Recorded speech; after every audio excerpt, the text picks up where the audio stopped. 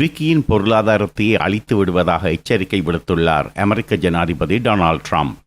Syrian அரபு குடியரசிலிருந்து America வெளியேறினாலும் வெளியேறாவிட்டாலும் துருக்கி உள்ளே செல்லும். அங்கு குர்திஷ் இயக்கத்தினர் மீது நடவடிக்கை எடுக்கப்படும் என்று துருக்கி கூறியது தொடர்பான காணொளி ஒன்றை பரபரப்பு மீடியா யூடியூப் சேனலில் வெளியிட்டிருந்தோம். அதற்கு பதிலடி கொடுக்கும் விதத்திலேயே அமெரிக்க ஜனாதிபதி ட்ரம்ப் ட்விட்டர் மூலம் எச்சரிக்கை விடுத்துள்ளார். நாம் அங்கிருந்து வெளியேறிய பின் குர்திஷ் இயக்கத்தினர் மீது துருக்கி கை வைத்தால் துருக்கியின் பொருளாதாரத்தை அழித்து விடுவேன் என எச்சரிக்கை விடுத்துள்ள அமெரிக்க ஜனாதிபதி டொனால்ட் ட்ரம்ப், நாம் வெளியேறிய பின் 30 கிலோமீட்டர் பாதுகாப்பு வலயம் அமைக்கப்படும். அதற்குள் குர்திஷ் இயக்கத்தினர் இருப்பார்கள். துருக்கி அந்த பாதுகாப்பு வலயத்துக்குள் வரக்கூடாது என்றும் கூறியுள்ளார். இவர் குறிப்பிடும் 30 கிலோமீட்டர் பாதுகாப்பு வலயத்தை அமைக்கப் போவது யார்? அதற்கு யார் பாதுகாப்பு கொடுக்கப் போகிறார்கள்? அதற்கான செலவை யார் ஏற்றுக்கொள்வார்கள் என்ற விவரங்களையெல்லாம் அமெரிக்க ஜனாதிபதி வெளியிடவில்லை. அதே நேரத்தில் அமெரிக்க ஜனாதிபதி ட்ரம்ப் ட்விட்டரில் தெரிவித்துள்ள மற்றொரு கருத்தையும் கவனியுங்கள்.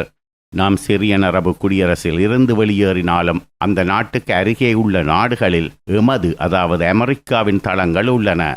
நாம் அங்கிருந்து இயங்குவோம். தேவை ஏற்பட்டால் எம்மால் எந்த நேரத்திலும் சிரியன் அரபு குடியரசுக்குள் வர முடியும். வந்து எமது நடவடிக்கைகளை மீண்டும் தொடங்கவும் முடியும் என கூறியிருக்கிறார் ஜனாதிபதி ட்ரம்ப். அருகிலுள்ள நாடுகள் என்றால் ஈராக்கிலும் ஜோர்டானிலும் அமெரிக்க தளங்கள் உள்ளன. அமெரிக்கா வெளியேறிய பின் குர்திஷ் இயக்கத்தினர் மீது துருக்கி கையை வைத்தால் அவர்களை காப்பாற்ற அமெரிக்காவால் உடனடியாக அங்கே செல்ல முடியும் என்பதே அமெரிக்க ஜனாதிபதியின் கூற்றின் மறைமுக அர்த்தம்.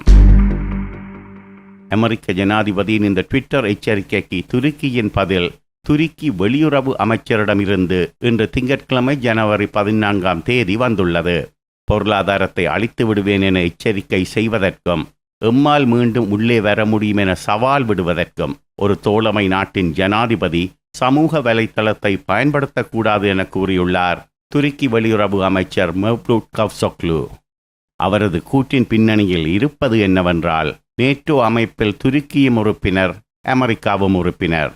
அந்த வகையில் இரண்டுமே தோழமை நாடுகள். மற்றது அமெரிக்க ஜனாதிபதியின் எச்சரிக்கை ராஜதந்திர மட்டத்தில் வரவில்லை, ஜனாதிபதி ட்ரம்பின் தனிப்பட்ட ட்விட்டர் அக்கவுண்டிலிருந்தே வந்துள்ளது.